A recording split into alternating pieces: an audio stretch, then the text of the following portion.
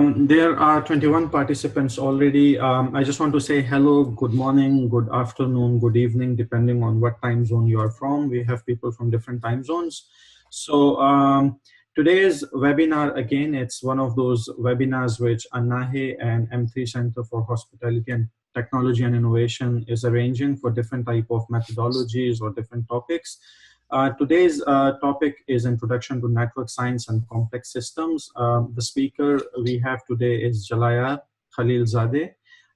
His nickname is Jolly, but we'll talk about Jolly a little bit later down the road in a couple of minutes.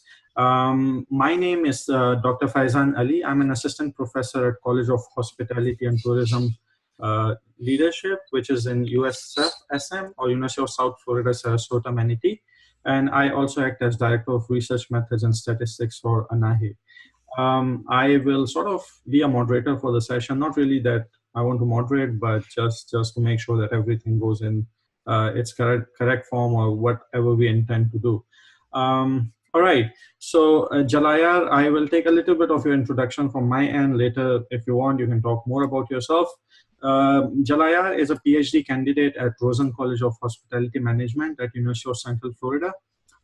He has worked a lot in the hospitality industry, and he really has a lot of interest in neuroeconomics, network analysis, game theory, etc. So I recently met him, well, I know him for quite some time, but I recently met him at the graduate conference, and then we talked about some of these things, and there I realized that if I invite him and if he is kind enough to talk about this network science and complex systems, that would be very good for the larger audience through this webinar platform. And Jalayar was very kind to accept the invitation, and there he is today. So he is also the founder and managing instructor of Rosen College Statistics Methodology and Research Lab. Today's webinar is mainly about network analysis and how you can use them to study complex systems and stuff like that. So I'm not going to go deeper into that. I'll leave it for Jolly to talk later on. But before we go and start the webinar, there are a couple of housekeeping things, and that is for all of you who are online via Zoom, you will see that there's an icon just like here on your screen which shows raise hand. So if you have any questions, you can actually click on this raise hand and ask your question. I just want a quick show of hands, and if anybody who can hear me, if you can just quickly raise your hands by clicking that button, I would be able to see that you are already getting it. So I see quite a few hands raised up. That's great. It means that people are listening us loud and clear. Very good. Okay. Thank you, all of you. All right. So ANAHE, I say this in the start of every webinar, but I don't know how many of you are new listeners. ANAHE is a non-for-profit organization, and the entire motivation and the entire our entire motivation to start ANAHE was to promote and encourage global culture. We do a lot of student and faculty success initiatives in order to globalize people and enhance different global initiatives among member institutes, which deepens the global engagement amongst the member institutes. Now, if you want some more information about ANAHE, you can go to the website, which is anahe.org. And get any information you want. You can become a member of ANAHE, or your institute can become a member of ANAHE for free. And obviously, when you go on the website, you will see that there are quite a lot of things ANAHE is doing. Some of those things are stuff like Research in 3 Minutes, which is an initiative we recently started. Details are on the website. ANAHE is also hosting different visiting scholar programs, different partnership programs. There are 2 journals published completely open access, free of charge. One of them is about interdisciplinary business and economics advancement. The other one is related to global education and research. There are multiple conferences organized by ANAHE. There are certain awards. And then just like today, there are also webinar and distinguished lecture series. So we invite different experts related to different topics and invite them to come and talk over this platform. So being said that, there's another webinar coming very soon, and that's April 20th. It's related to partial least square structural equation modeling and some recent advances in model assessment. Some of you may know this guy who is in the picture. Some of you may not know him. Dr. Marco is one of the most prominent scholars in partial least square structural equation modeling, and he was kind enough to talk about some of the recent advances in PLS SEM. So I would really encourage all of you to register for this webinar, and if you can, listen to it, and you'll have an opportunity to ask him any questions you may want to ask. Other than this, for any other information, including the previous webinars or upcoming webinars, their recordings, you can also go to anai.org/webinars, and you can get all the recordings on the website. Now, being said that, before this presentation ends, if you have any questions, please ask your questions in the chat, which is on Zoom. So if you look at your Zoom panel, you will see an option of chat. You can ask your questions there. Or this is also live broadcasting on Facebook. So if any of you has a link for Facebook, or if any of you are on Facebook and listening to me, you can also ask your questions on Facebook in the comment section, and we'll get your questions after some time, once Jolly is into his webinar, like 15-20 minutes later. So that's all with me, Jolly. You can start sharing your screen, and I will leave the floor to you. All right? Thank you. All right, so let me start sharing my screen.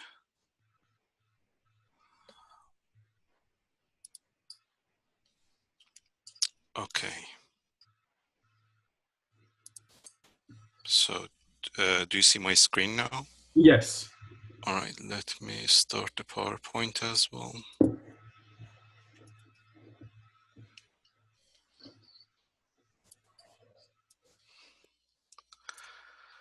Okay, perfect. So, hello everyone, and good evening from Orlando. Thank you for having me, Dr. Ali, and giving me the opportunity to share my interests with the people who might be interested in the same topic. I'm so excited to be here today and tonight. So as you said, I'm going to talk about network science and a little bit about the relationship between network science and complex systems. So in order to establish the basically terminology that we need to talk about network science, I'm going to go through some basics, so please feel free to interrupt me anytime to ask for clarification questions. All right, so in today's webinar, I will start with a very short bibliography of network footprint to see what we have in hospitality and tourism. And then I will move on with the origin of graph theory and network analysis. And after that, I will try to establish a terminology, common ground for our definitions. And then we will jump to a relatively remote topic in that sense, to complexity and complex systems. And then we will talk about network models, how network science can be related to complexity, and why it's one of the most common methods we used in complexity studies. Then I will go back to the conceptual structure of network science studies in hospitality and tourism, and what is missing based on my understanding. I will talk about a little bit about future publication potential areas to work on. And I end my presentation with some resources that might be useful for the interested individuals. So with a quick search, when I was preparing for this webinar on Scopus, I found that we have, the initial search was like about 400 articles, but when I narrowed it down to only closely related articles to network science and complexity, I found that we have 175 articles related from 51 different sources, including journal, books, and book chapters that are published in the time period between 1985 to 2018. and they have received around 20 citations per article from 326 individual authors, and on average we have about 2 authors per article in this area. If we look at the growth, we can see that we have a high growth rate of 9.25, and as you can see here, it's growing so fast. The last part is down because it's in 2018, and we only in the third month of 2018, so that should grow as well. So this is a little bit about the condition of research in network science and complexity, and there are, of course, scholars more knowledgeable and well experienced in this field than me to talk about it, like Dr. Rodolfo Baggio, which is one of the, I would say, gods of network science and tourism. Or we have Dr. Noel Scott and Dr. Chris Cooper, as well as Dr. Zhang, that worked in this area. If you are interested in the potential outlets for your studies and you want to do network science, most of them are tourism journals, but we have 2 hospitality journals as well. If you check this table, we have IJCHM and IGHM as potential outlets that publish network journals, network articles as well. And we have tourism management, annals of tourism research at the top of this list. That being said, let's talk about the origins and see when this started. So network science is mainly originated in the graph theory, which is for the first time invented by Leonhard Euler. Euler, as you may know, is one of the most famous mathematicians in the history. And he actually approached this problem known as 7 bridges of Königsberg, which is a very famous problem in mathematics. And for a long time, people try to solve this empirically. So basically what happens is that we have this river is going through Königsberg city. I think it's in Russia. And it's the old name for St. Petersburg, maybe, I'm not sure.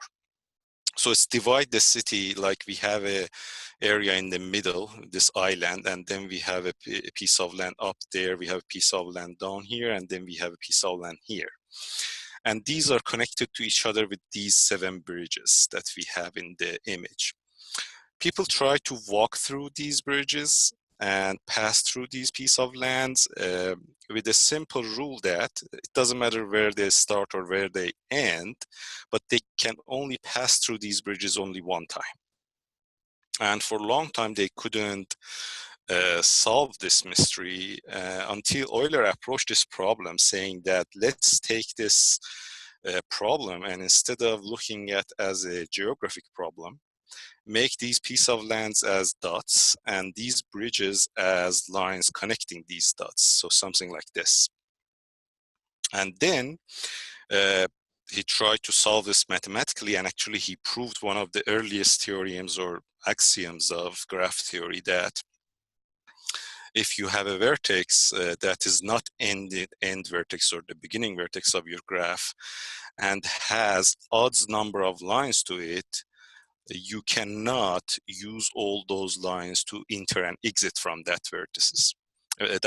So basically, that's the starting point of network analysis and graph theory, basically. So in order to establish this terminology and definitions, I want to spend some time here to talk about some terms that I'm going to use a lot and define them to you. So the first thing is these black dots here that you can see. Depends on which field of study you're coming from. You may call them vertex, which is most common among mathematicians. You can call it node if you are from social science. We might call it actor. And it can be ego, and if D is ego, all the others become alter and the other way. These lines that connect these dots together, we call them edge. We can call them link or arc. Again, depends on what's your education and research background. So here what we have is a simple network of 4 vertices. We call it order of 4. And then we have, so basically I'm going to count these as 1 because they are connecting the same vertices. 1, 2, 3, 4, and 5 edges. So this is a size of 5. And this network is undirected because none of these lines have the arrowhead at the beginning or end of it. One of the ways to show this basically network is using adjacency matrix, which is a square matrix like this, you can see, that shows what is connected to what. Now you might say why, for example, A and C is shown with 1, because this is a specific case of multiple edges I consider in this example. That's it doesn't really shows the frequency of the line. So if we have more than one connection, we can simply draw one line and put the number of connections on that. But this is just a multiple edge type of problem. So that's why I showed it with 1. And as you can see, this along the diagonal line, we have zeros because none of these vertices are connected to themselves.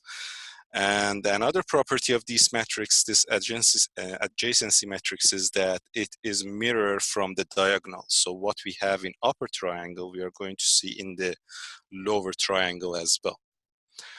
So in the next network you see here, we have, unlike the first one, we have a directed network. In this one, you can see that we have arrowheads in the network, which showing from which one to which one. It's not both way. And we have one more property added to the basically vertex B, which we call it loop. And this is basically connected to this vertex is connected to itself. And in this case, if we look at the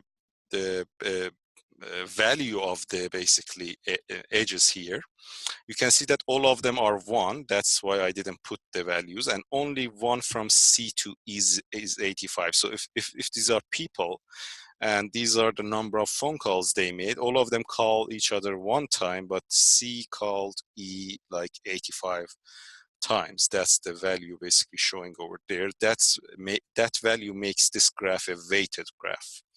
And here is the adjacency table for this graph down here, which is not anymore mirrored around the diagonal. And also we have not all of these values on the diagonal are 0 because B is connected to itself.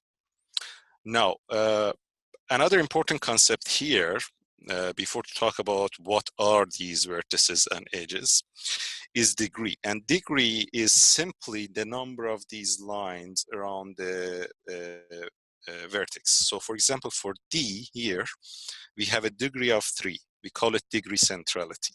So this has a degree centrality of 3 because there are 3 lines around it.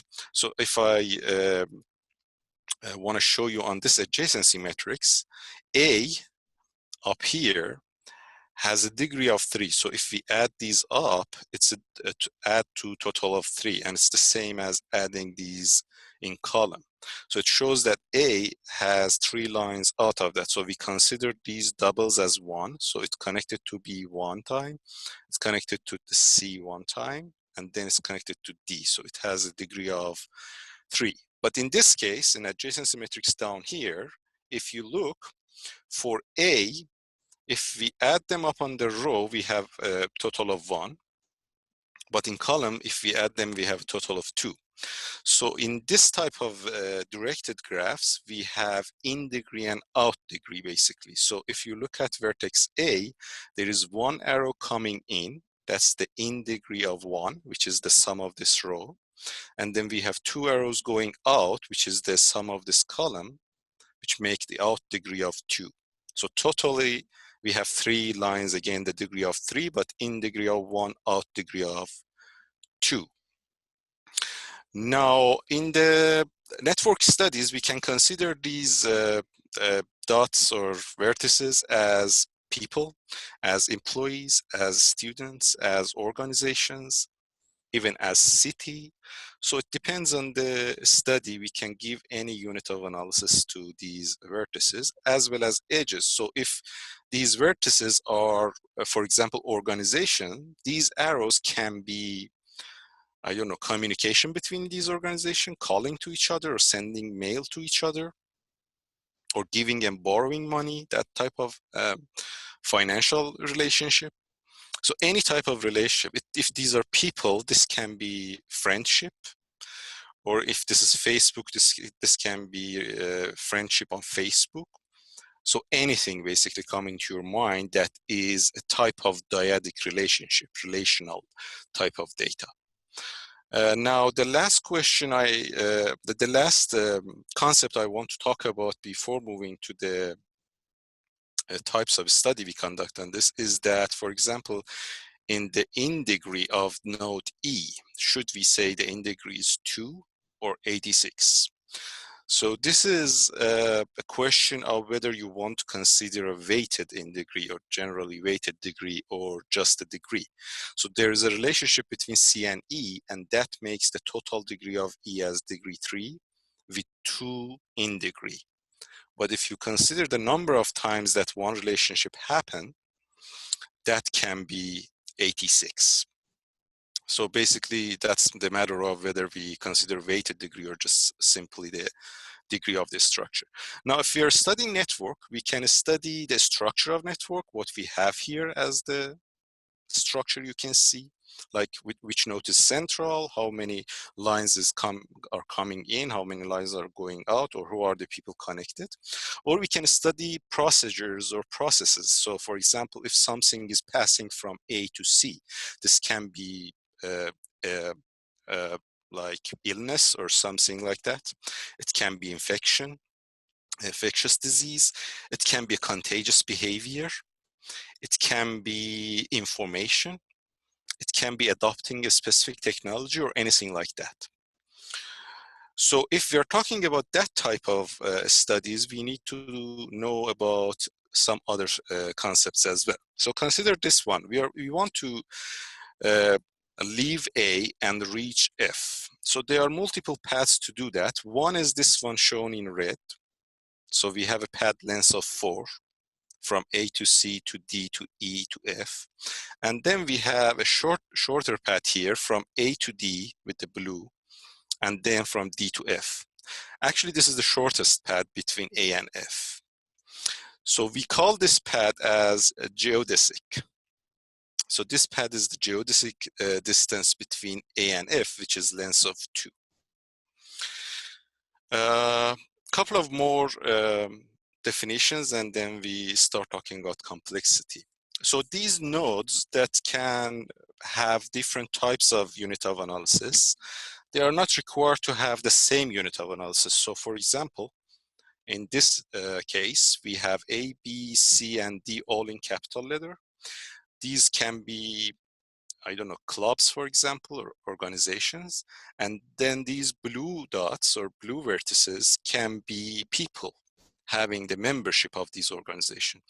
Or the other way, we can have these capital letters of A, B, C, D as people. And then these are the attitudes or ideas that these people hold about something. So for example, the person A, B, and C, they share an attitude as attitude A about the subject of our study, for example. So in this case, we call this a bipartite matrix. So in bipartite or two-mode matrix, we have two types of nodes. These are different types of nodes that are not connected to each other. We can have more than two, tripartite or quadrite. So going upper, I haven't seen any in social science. We usually have bipartite in social science. But for example, protein chain in biology can be higher than that in terms of the how many type of nodes we have in the network. This is the basically adjacency matrix showing the relationship in this network. And as you can see, it's not a square anymore because we have two types of the nodes here, one on the up here on the row, on the columns, and then the others on the rows. We call this incidence matrix. It is not anymore adjacency. It's incidence matrix, but simply taking that matrix and multiplying to the transpose. And by transpose, I mean just simply taking this matrix and turn it upside down. So if we multiply it by its transpose, then we can project it to any of these. So we can have a relationship between capital A, B, C, and D, or we can have relationships between these small letter words. So it depends on which one we put in the multiplication first that will project our network onto one of these. So another concept I'm going to talk about it here is the components. As you can see in this network, in this example, this person D with his two attitudes is not connected to the rest of the network. So we call it component. In this case, we have a network with two components. One a large component, we call it giant component in the middle, and then one component here. Even if this person has no attitudes, just himself or herself sitting here, we call it a component. So any disjoint part of the network, we call it component. Two more concepts and then we will move on. So these are different types of the networks you might see. And up here, we have a star network. So if we consider these as people and these relationships as a friendship, this is very rare in real life, yeah? So people are friend with the person in middle, but none of these are friend with each other. So this has a potential to create this relationship. Usually what we see in social settings is this kind of triangle. So we have two people, your friends, that these are your friends, they know each other, they are friends with each other as well. So this type of triangle, we call it transitivity in networks or clustering.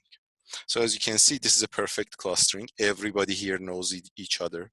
This have some clustering, this have a perfect clustering, and this has zero clustering because none of the people know each other, but this has the potential to build the transitivity. And finally, one more type of networks, which is very useful in complexity studies, we call it multiplex networks. And these are usually type of networks that we use different layers. So this is let's assume that these in this example, we have 3 layers of city infrastructure. So this can be I don't know, a sewage system, irrigation system, then we can have a power system, then we might have a transportation system. So whatever systems we have, these are going to have impact on each other. So we can study them as separate layers that are interacting with each other. This is again very useful approach to network science because in complex system, we need you to use this type of multiplex networks. All right, so I'm done with the terminology section. So I assume we can move to complexity and complex systems if we don't have any questions so far. There are no questions so far. I'll check on Facebook as well, and if there are questions, I'll stop you, Jolly, so you can continue. Okay, all right, perfect. Complexity and complex systems. So first of all, a complex system is a system. So we have a bunch of entities that working with each other and creating a whole. That whole is more than sum of the all entities. So this is the first thing to know about complex systems. The second thing, the components we have in complex systems are usually large number of components compared to regular systems. So there are a lot of, for example, people. Those vertices can be components. And they are usually interactive and they are interacting with each other in high level of interactions. Why we call it complex? Because it's very difficult to predict the behavior and model the behavior. And that's because we have a non-linearity type of behavior with the system. The system is spontaneous, so it can clearly create order and disappear, and again become a system in later time. It's very adaptive, so it adjusts itself to others and environment. So it's continuously changing, so it's so difficult to predict its behavior. And finally, it has feedback loops that basically it learns from the environment. That's why it can adapt itself. These are some of the examples of complex systems we have. Your brain is a complex system, or any animal brain.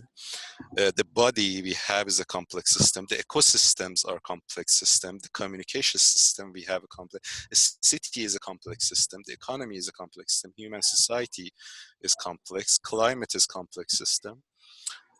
So when we talk about the complexity level in systems, one is those simple systems that we can study them by simply using regular techniques that we know, the statistical techniques that we are familiar with.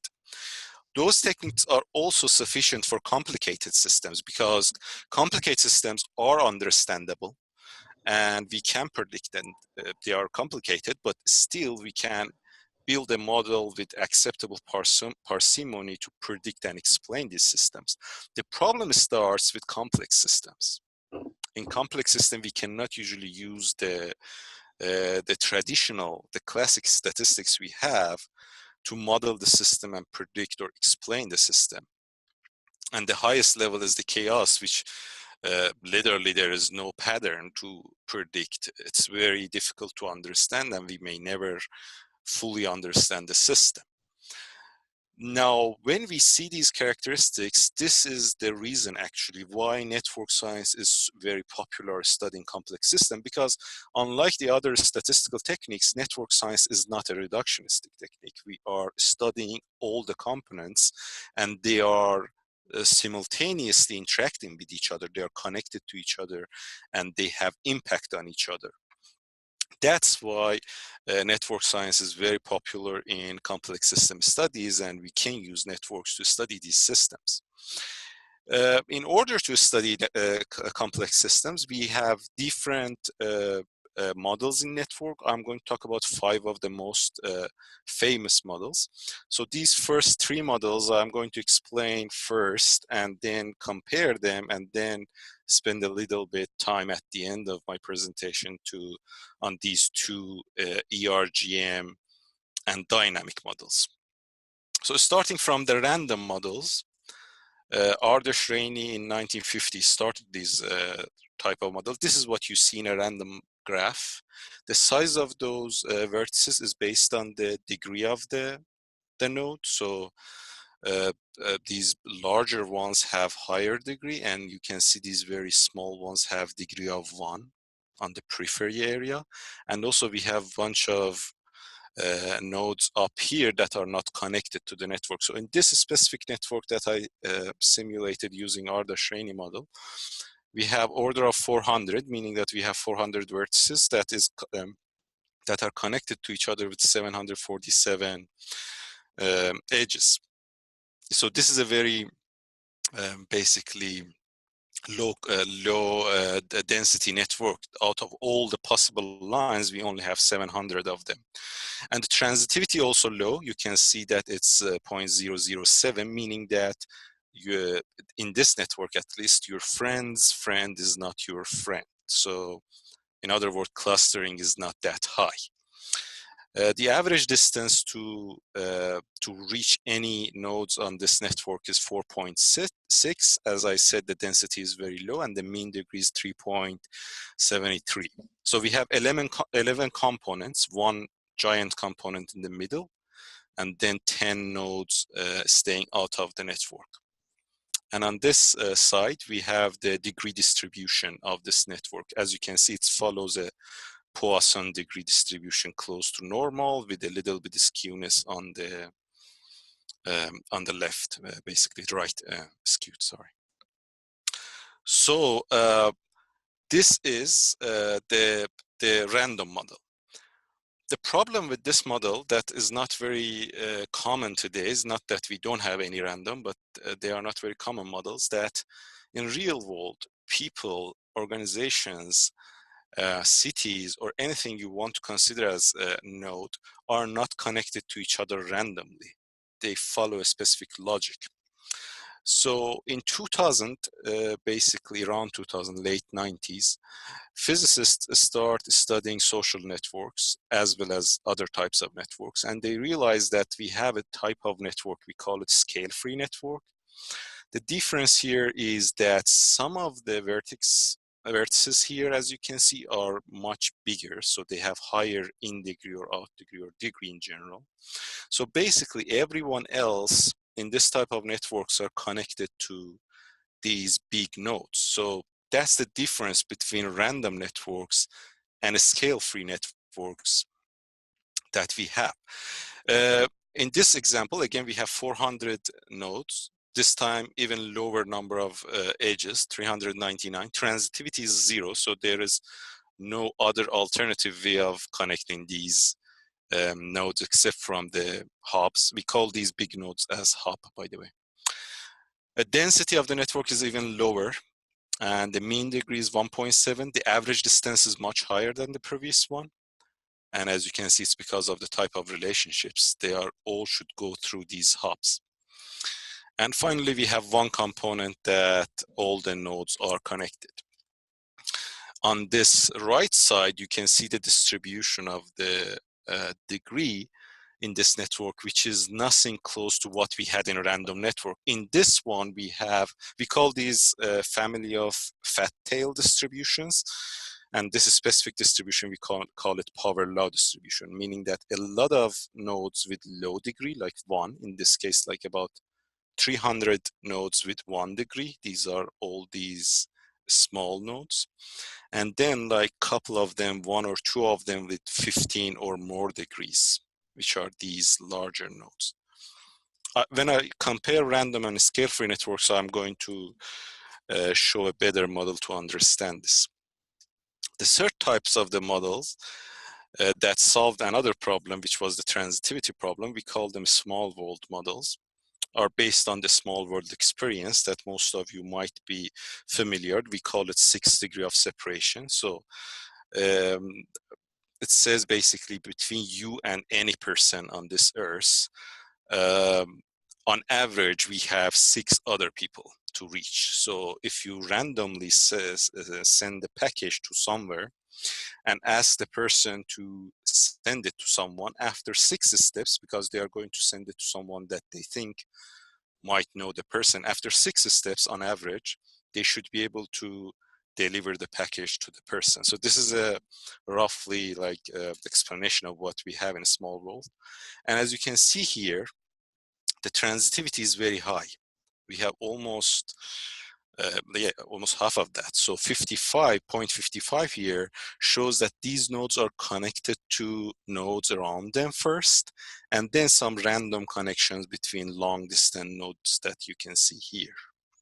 Distribution in this one is also following the Poisson distribution or normal distribution that we have. Now you might say, okay, we know these 3 networks now, but how they are useful in studying complex systems, that's the topic of 3 next slides I have before talking about the last couple of models. So here again, I'm showing the distribution. As you can see on the right, we have the power law distribution, which is for scale-free networks. And you can see that these are a couple of nodes with very high degree. And then we have a lot of nodes with 1 or 2 degree on this side. And then we have a Poisson distribution on this side that is a regular normal type of distribution. Now, examples of these can be the road system for the random network in United States, or the airplane routes for the scale-free. The more networks we study nowadays, we realize that we have more of these scale-free type of networks, that we have few hubs like Chicago or Miami or New York or Los Angeles here. So basically, these are the hubs of our network, and a lot of small airports around the country that are connected to these hubs. So we know that most of the complex system shows power law type of behavior, but how having a power law behavior is going to impact the studying the system. So the first thing is to know about the generative mechanism. In power law system, we have two important generative mechanisms. One is we call it reach get richer, or preferential attachment. So basically the rule is simple. If we add a node to a network, that node is more likely to connect to a node with higher degree. So in this case, this one should be more likely to connect this one. I mean, this chooses to connect this one, but generally speaking, and this is obvious because it probability-wise, it has higher probability to go to someone that is most of the other people are connected, because it's going to refer to the person basically. Now, this might be clear in case of citation network, for example. Those who have higher citations in one area, you see that collect more citations as times goes by, or any type of actually scale-free type of networks that we have. But you might say, okay, we have situations like, for example, Yahoo and Google. Google entered to the market much later than Yahoo, but then become the main hub. And that brings to the second concept. We call it the fitness concept, also known as fit get richer. So these are some inner qualities that a node has that helps the node to create more links or increase the degree. So this node, even if added to the system, added to the network later on, going to create more degree based on those inner qualities. So the quality of the paper, for example, in citation network is one of those inner qualities that I'm talking about that's going to create a lot of degree. So we have a lot of models that I put with the references. You can find yourself to your studies, but here I want to show you a small simulation that how these networks are basically built. The first one I'm going to show you is the Ardashirani network, which is a random network, random graph based on the random graph properties. So we are going to introduce 400 nodes to the system and then randomly connect them to each other. All right, so let me set this up. Okay, so we have 400 vertices here, as you can see. Up here, you're going to see the size of the giant component. Remember, the component that is connected to most of the nodes. And we expect after average degree of 1, it explodes basically, start to gather all the nodes and connect them. And then we are going to see the histogram of the degree distribution down here. So let's start. These are going to connect randomly to each other. So here you can see little by little, the network is created. The larger component is the one with red color, but we cannot call it giant component yet because we haven't still reached to the average degree of 1. After that, we will see the giant component appears and then start collecting other nodes as well. So I speed up the process a little bit to save some time, and you can see how it grows. And as you can see, the degree of distribution, it doesn't have a specific shape yet because most of them are like degree of 1 or 2. So it's getting some shape here as well. And the line here reaches to the average degree of 1. So if I make this faster, you can see that this is going to pass the line, and then the growth rate is exponential. So here, we have a giant component that start to connect to all other nodes. And little by little, this distribution is shaping. So again, if I make this faster, you will see that finally this will become a Poisson distribution, like normal distribution type. And the speed is much faster now. It's exponentially growing. We have a little bit to include all the nodes in our network. And if we continue this process enough that I'm not going to have, we are going to have a giant, basically, hairball that all the nodes are connected to all other nodes, which in that case, we have a complete graph. And it's going to have a degree distribution histogram of uniform. So everything is the same. As you can see, this now taking that normal distribution. So this is the random graph, and it doesn't necessarily shows that preferential attachment or fitness. Now, if I start another simulation with the scale-free networks, you will see the difference between these two. So in this network that I'm going to show you right now, we are going to have 400. Let me see. All right, 400 nodes. And we are going to follow the same thing, the degree distribution up here, but just to start with, I introduce 5 nodes to the system. Each time, I ask the system to add 1 node at a time, and it's going to have a link of 1 to one of these. Let's check it. So now here you will see that we are going to have a power law type of distribution in a little bit, and right now it is not.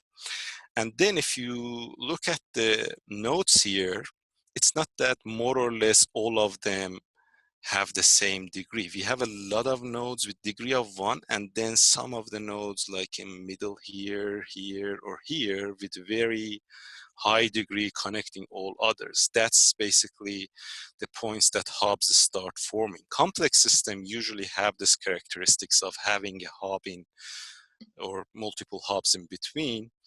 So far, we have grown this network to the number of 300 something. So we're almost there, 350 and almost 400. So I can stop it right here because we have 400 nodes, 412 actually. So as you can see here, there is no limitation. People are coming and adding to the network. Organizations are entering to the network. Papers are starting citing other papers. This is more realistic.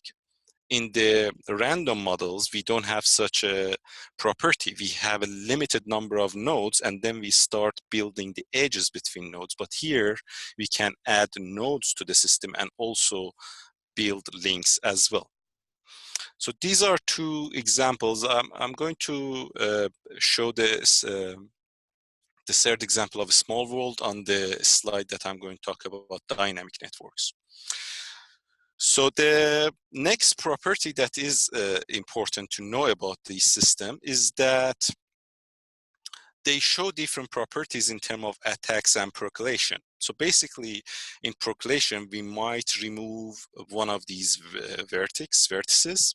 We call it side percolation, or we might move one of these edges. We call it bond percolation. So one on the left, A, is a random network, and one on the B that we have is basically scale-free network. So we have 2 types of errors here. One random errors, and the other one is deliberate attacks. So if we start having random errors in this network, so look at these with reds. These are the nodes that basically fail. Let's say this is internet, and these are the modems that are failing. Look at the green nodes connected to these. Very few and uniformly distributed almost. But on the other side, look at the scale-free. These reds are connected to so many greens. Now, what we can understand from this is that if this failure is random, So there's no deliberate failure. It might be this red one or any of these greens. Scale-free network is very robust network. It shows resilient toward failure, because if one of these greens fail, nothing basically happens. And the chance that one of these greens are going to fail is higher than one of these reds, because they are more than reds. So there's higher probability that one of these low degree nodes are going to fail. And this one, if we have a couple of random failures, the whole system will break down because they have the similar number of edges. As a result, the whole system break down. Now, on the other side, on deliberate attacks, scale-free networks are very vulnerable, because if you decided to attack these red or do a site percolation of these red dots here or red vertices, the whole network is gone just by 4 or 5 of them. On this one, since none of them have so many connections, you need to attack to more of those. So basically, with almost 60% of nodes here removed in the random failure, this will still keep the form. On this one, only 27%. On the other hand, on deliberate attack situation is the same. With only 5 to 10% attacks here, you can basically destroy the whole networks. On this one, you need more attacks in order to break down the network. So this is another property of these systems. Now, the next thing and the last thing I want to compare about these two types of networks are the controlling. So on scale-free networks, we can, depends on what type of networks we're dealing, determine that the system is controllable or not. And by controlling, I mean, if we have a system here with like 7 vertices, it's very like small network. It's going, in real world, you might have like 2 million, 20 million, 20,000 vertices. One way to control the system is to control all the nodes here, which is the difficult way, of course. Another way is using maximum matching theory to find a couple of the vertices that if you inject a signal to them, you can control the whole output of the system. This is one of the recent findings in complex system studies, that with a few nodes, you can control the whole system, but you need to figure it out whether the system is controllable or not. And in order to do so, if you check the power law distribution's probability function, this gamma is very important. Studies have shown that if we approach to the gamma of 2, we call these, by the way, these nodes that we inject the signals, we call them driving nodes, because we can drive the whole system to the desired state. When it's approached, the gamma approaches to 2, we need to almost control the whole system, 100% of the system or 80% of the system. Now, by increasing gamma to higher numbers like 3, 4, 5, then you will see that, for example, in gamma of 4, with only like 2% of the whole system, we can derive it, and we can find those 2% by using maximal matching. So basically, in real world networks, these are some of the networks that are already studied. You can find the paper, they have more than these that I'm showing here, like regulatory paper, net systems. This is the yeast, which is used in wineries to produce, to turn basically sugar to alcohol. This is a one-cell microorganism, but interestingly, it's not a controllable. It's a system that if you want to control, it has an order of 4,000, meaning that 4,000 nodes it has, and you need to control 96% of those nodes in order to control the whole system. On the other side, we have like some very big networks, like cell phone networks, which is from communication networks with like 36,000 networks, and we can control it with only 20%. Or we have a prison inmate network that we can control it with only 13% of the basically prisoners here. or a study on manufacturing with 77 manufacturers with only controlling one of those, because it's only 1.3%. You can control the whole system of manufacturing and other systems as well. So it doesn't necessarily correlate with the number of vertices. Controllability of the system depends on this gamma. Again, this is very important in studying complex system, because, for example, destination image in tourism is a complex system. And in the recent study I was doing, I realized that it is not controllable. Almost 89 or 94% of the nodes are needed to control the system.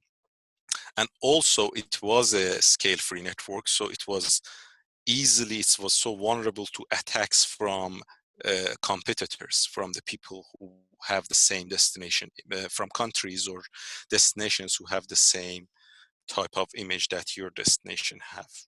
You can find a lot of examples in hospitality and tourism related to that. Okay, I have two more models and then I will conclude this presentation. So the recent advancements are related to ERGM models. We have a local model here from my own study published in Annals of Tourism. So in this study, I asked people that, so these are basically networks of countries and attitudes connected to them. So I asked people, mention countries that you never visit, and mention why you never visit. This is a study we collected data early in, I don't know, 2012 with Dr. Metin Kozak and Dr. Giacomo Del Chiappa. So this network, in this network, we have these circles as the countries. For example, here we have US, we have Canada, UK, Denmark, Italy, and other. We have Kuwait here, for example. We have Saudi Arabia somewhere here. Yeah. And then we have these diamonds that are the reasons that they never visit these countries. So, for example, we have racism, hostility, lack of interest, or we have climate reason. We have what else? Negative attitude, for example. We have antagonism, and so many other reasons. So this is the data we collected from 40 individuals, and we call it in ERGM as local network. Then what ERGM does, which is an acronym for exponential random graph models, is take this network and start building random graphs based on that by adding terms to the model. So first thing, how many countries and attitudes we have. It asks the system to produce the same network with same number of vertices, but randomly connected to each other. Then it adds some attributes of these nodes that we introduce to the system. For example, whether that attitude is a kind of racist attitude or not. If that country has a, for example, similar border for the country of these people or not. These are type of the attributes we introduce to the system, and every attribute we add to the network, that network become more similar to the local network we have. After we finish building that network, we call it the global model, which is something like this. As you can see, more or less, it has the same characteristics of this network. Obviously, it's going to have different number of edges or not the same, the same relationship, because it starts with random. And then we create a lot of these models, like 10,000 models, and each time we compare it with the local model.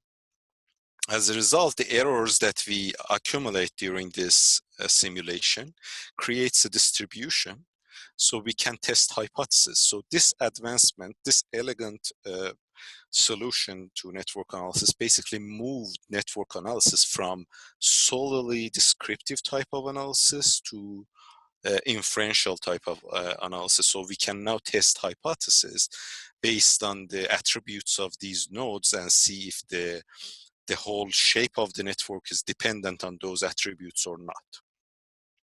So in interest of time, I'm not going to explain more than this on ERGMs. You can contact me anytime you want and we can discuss more about ERGMs. The final model I'm going to talk about is the dynamic models, which of course, as the name says, we add the elements of time to the model. So this is the very famous SI model of susceptible infected model in the disease studies that we had in the mathematics, I don't know, about 70, 80 years ago from that time. And then we have another model, we call it susceptible infected recovered. So in the first one, basically, which is applicable to adopting technology as well, it has an S shape of accepting the technology until it reached to the 100% of the population of interest.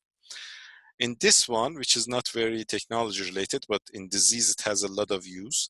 So those who are susceptible become infected and then they recovered or removed, basically died. So we call them SIR.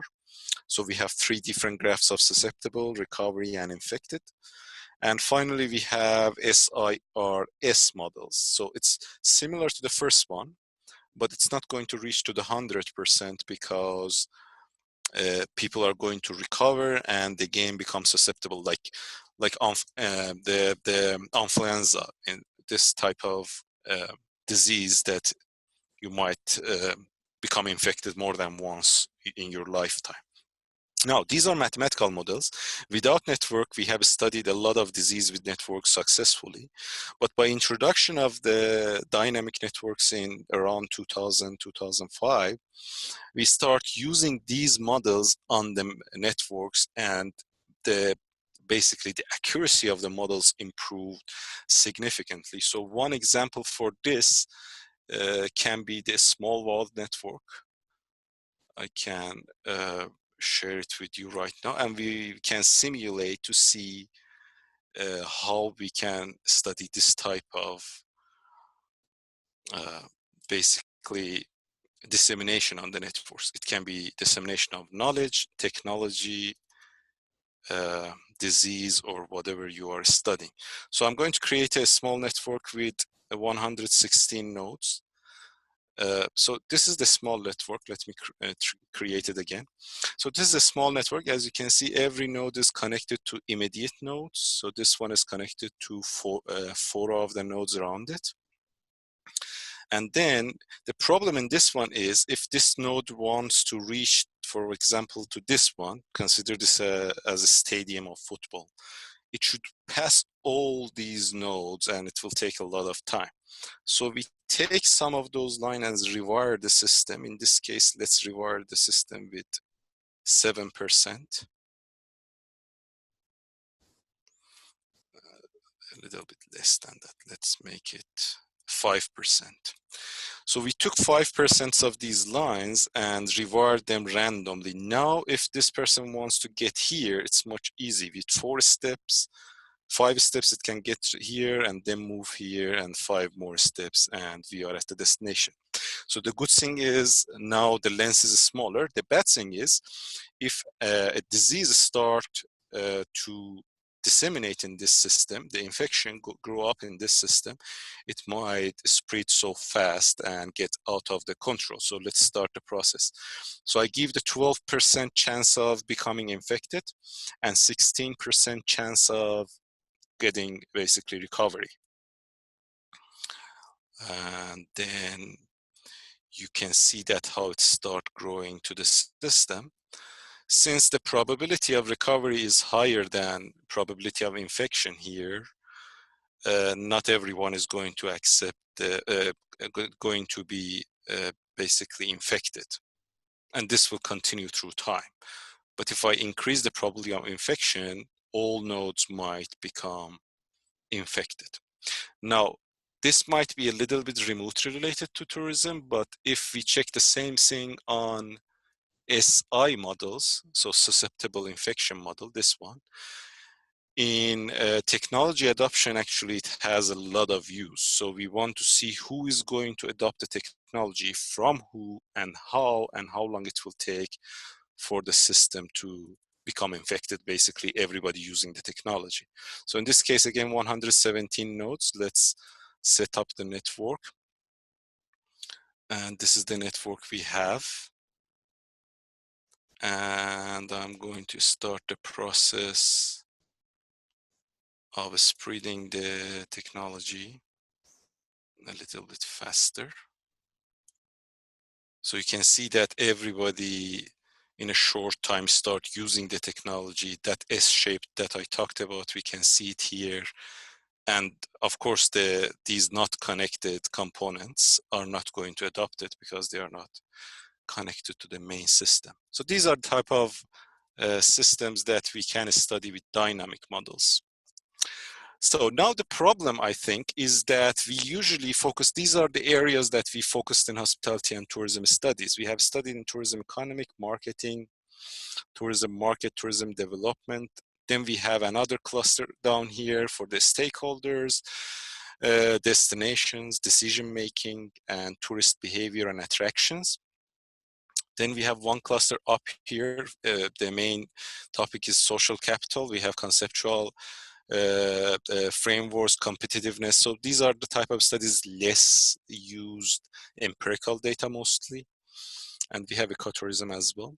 And then down here we have the knowledge, innovation, and that's that kind of dissemination and research, or like who is citing who, or what are the influential articles, or which journal is the most influential journal in the field, and that type of studies down here.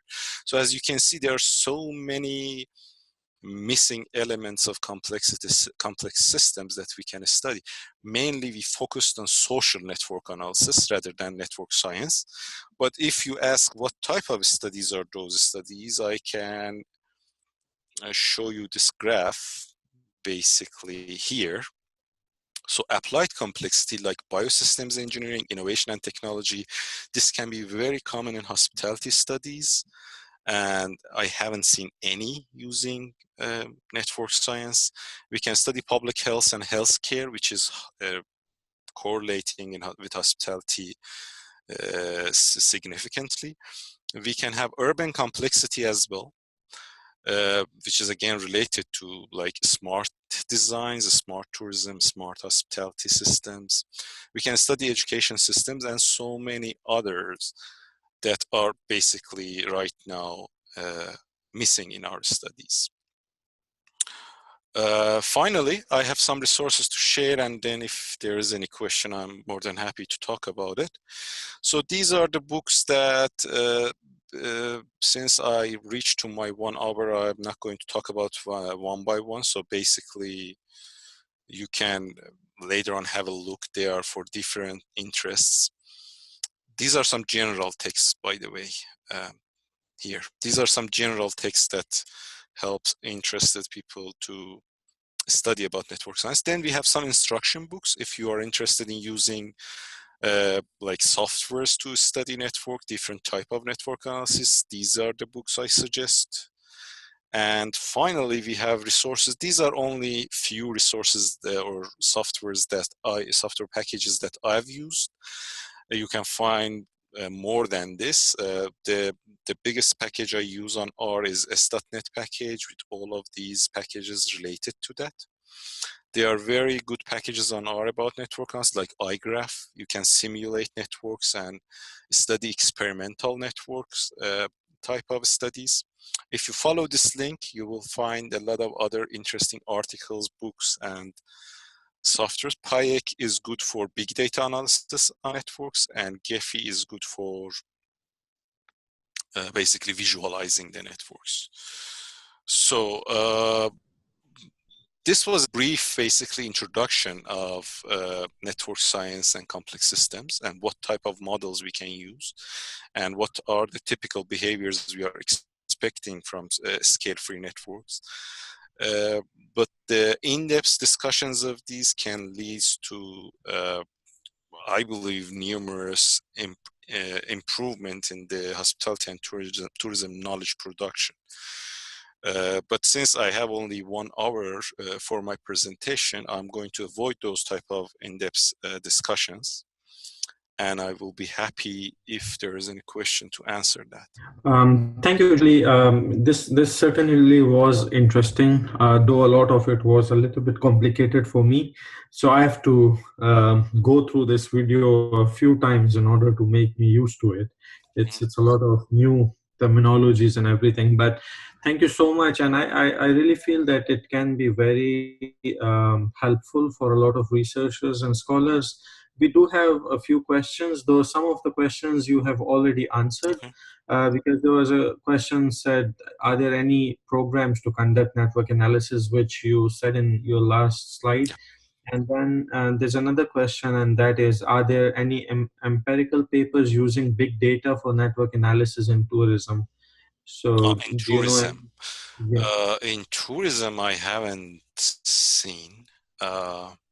I have one under review, but I haven't seen from anyone else. It should be, but big data in network is relatively new subject, because as big data generally is, there are a lot of articles in actually one of the papers one of the books I introduced here. If I can find the title, it's named Burst from, okay, this one. Barabashi, the book's name is Burst. This is all about big data in network. And Barabashi is one of those influential people. He is a physicist, basically. And this is about big data in network science. But paper in tourism, I can't recall. I don't remember to have it. Okay, so with that, thank you, Jolly. And then there are a couple of more questions, which let me go through them. Sure. Okay, so there's one question, and that is, what type of data is used for network analysis? Which I feel I had similar question, and that was because you talked about all these networks and everything, right? So normally, let's say where people know that you distribute a questionnaire or whatever, you get this data. And then you analyze it based on different statistics or whatever. So for this network analysis, which you just talked about, where do you get data from? Okay, yeah. The type of data we use here, we call it relational data. That's the reason that we cannot use traditional statistical techniques, because not that, okay, in a scale free, we don't have normal distribution. It's fat tail overlaw distribution. But as you see, we have some networks with normal distribution, but still we cannot use like ANOVA. The reason is because in traditional statistics, we have a very major assumption. We call it independence of observation. So we select people, and then, for example, we ask about their attitudes towards something, and then we use ANOVA to see if there is a difference between their attitudes. In this case, people are not independent from each other. So this is like going to someone and asking the person, tell me who are your, like, name 5 are your closest friends. And then by those names, going to those 5 people and asking about 5 of those people's friends and continue. This is a snowball sampling type of thing. And we move like that to create the whole network. Now, in network analysis, we have ego type of networks. We have sampling techniques like snowball sampling, but most of the time we study the whole population, because the whole system is the interest of the study. So we study the whole population. If we want, we can take a random sample and using ERGM type of techniques generalize to similar situations, but we need to make sure that we have the whole structure of the population, or basically the same thing as being representative. So that type of relational data can be used, but relational data are not only about people. So in a recent study in tourism management, they took attractions as these vertices in I think in Baltimore, and then number of tourists that visited one of these attractions and then visited the other attraction as the link between those two. So if 10,000 people visited attraction C and then moved to attraction D, it means that C is connected to D 10,000 times. So it's not always people. This can be any type of unit of analysis on both vertices, and edges. So it can be any type of relationship between these vertices. Right. Thank you, Jolly. Now, okay, so you are fine if I ask you questions, right? Because there are quite a few questions that came right in. Yeah, I mean, I'm free. I don't want to waste your time. Okay. All right. So, all right. Then there's one question, and that is, and you can answer yes, no, because people can contact you later on. Sure. And that is, if social network analysis can be used for literature review papers or meta-analysis type of papers. Yeah, we can. I mean, those most of the studies, actually not most, but there are a lot of studies that in hospitality and tourism that is studying basically who is citing who. That's that type of. It's not really Okay. meta-analysis, but that's knowledge structure basically. Got it. Thank you. So, okay, the next question is, what kind of theoretical network models, like dynamic static, can be applied to tourism research? All of them. The major one I think is scale-free models, but we can use small world models, ERGM, and dynamic models. Like, yeah, all of them, except random models that are kind of old and they are not used that much because of the logic. The rest of them are usable in hospitality and tourism contexts. All right. Then there's a question which is there a manual book for this software, which I think you talked about it, or did you not? Yeah, so basically in the second source, slide number 23, I'm happy to share this slide with you. Okay. These books are explaining step by step by using either R packages or Mhm. one of those softwares that we have. Right, thank you. Yeah, so there was another question, and that was if people can get the slides. So if you share with me, we can put it on the website, Sure. from where just by the recorded video, so that people can access. Okay, one other question which I would ask you, and I think after that we can finish, and that is, how should we compare two networks with same or different nodes?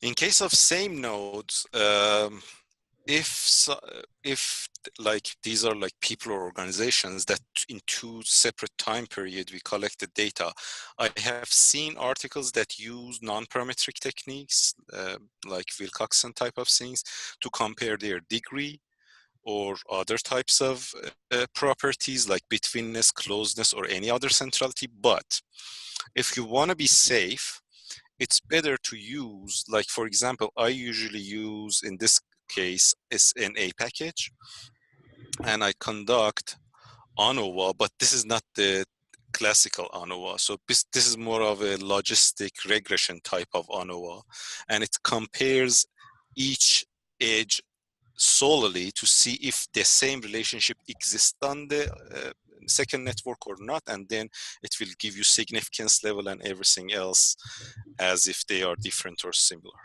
All right, thank you, Jolly. Now, if anybody has questions, and that's for the participants or attendees right now, or whoever watches the video in the future, can they contact you if they have any questions or anything? Yeah, definitely. I will be happy to share my interests with others who might be interested in. Okay, thank you very much once again. Thank you for all your time and the effort and everything. So, and thank you for all the attendees, whoever joined in, and for all the questions. And we hope to bring more webinars like this, invite maybe Jolly in the future for some other stuff. Yeah, sure, Right? definitely. Thank you for having me, and thank you for taking time being here and listening and paying attention. I might start in my own YouTube channel in a year or two, talk about networks a little bit more, but definitely I will be happy to be here as well. Sure. Take care, everybody, and goodbye. Thank you. Bye.